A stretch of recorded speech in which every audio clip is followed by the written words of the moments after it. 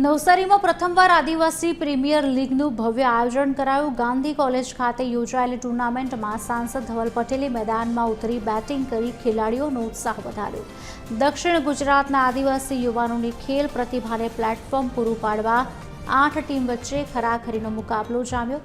વિજેતા ટીમને ₹66,666 અને રનરઅપ ટીમને ₹44,444ના રોકડ પુરસ્કાર સાથે ટ્રોફી એનાયત કરી।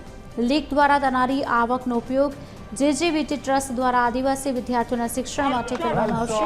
સમાજની એકતા અને સંગઠન મજબૂત કરવાના ઉમદા હેતુ સાથે 3 દિવસીય ક્રિકેટ મહોત્સવનું સફળ સમાપન થયું।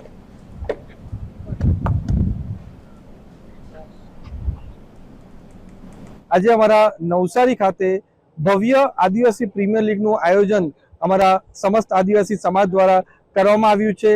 ખાસ કરીને આજે અમારા સમસ્ત આદિવાસી સમાજના ગુજરાતના પ્રમુખ એવા પ્રદીપભાઈ ગરાસિયા, મનહરભાઈ એમને પૂરી ટીમ પણ અહીંયા હાજર છે અને અદ્ભુત આયોજન એમણે કર્યું છે।